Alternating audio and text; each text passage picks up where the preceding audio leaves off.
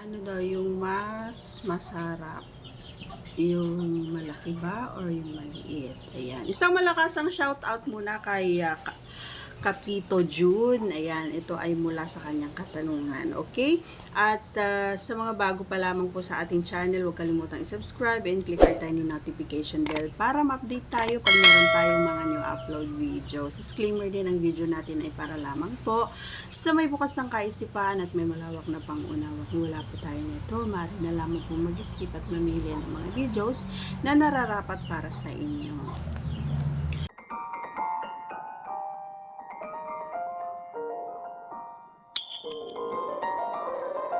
Okay. Alam mo, idol,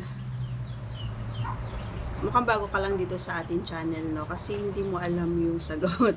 Actually, nasagot ko na ito, pero maraming salamat sa iyong katanungan na kasi nagkaroon tayo ng time na maulit-ulit yung katanungan na ito. Actually, matagal-tagal na rin to, kaya siguro medyo malayo-layo na, no? Kaya hindi mo ito napanood.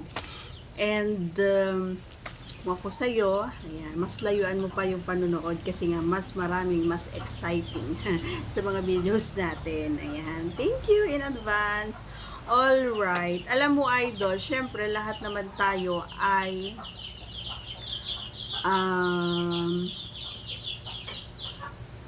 ang hinahangad or ang inaasam ay yung magiging masaya or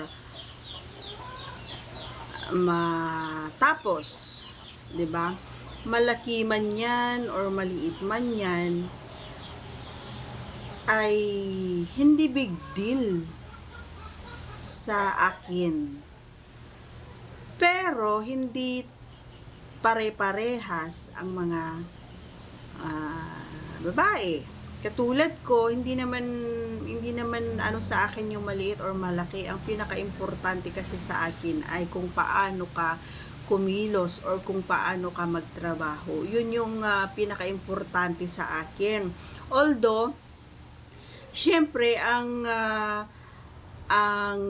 malaking puntos ay syempre yung may malaki. Pero para sa akin kasi meron kang pinagmamalaki pero tamad ka namang magtrabaho, so walang kwenta or walang silbi kumbaga yung kalakihan na meron kung anong meron ka.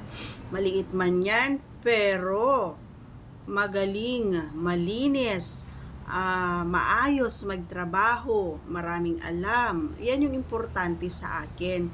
At yung alam niya at ramdam niya kung ano yung mga ayaw at gusto ko. Ayan. Pero syempre, hindi naman ibig sabihin na ako kasi yun yung gusto ko eh. Pero hindi ibig sabihin na yung hinahanap mo or yung partner mo ngayon is ganun din yung gusto. Magkakaiba naman kasi kami. Yan. And actually, alam mo, idol,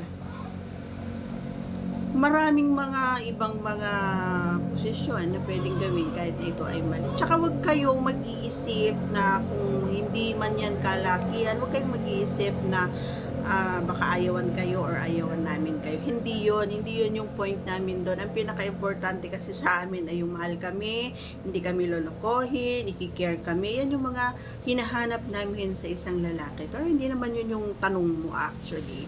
So para sa akin, syempre, gusto ko yung malaki na magaling.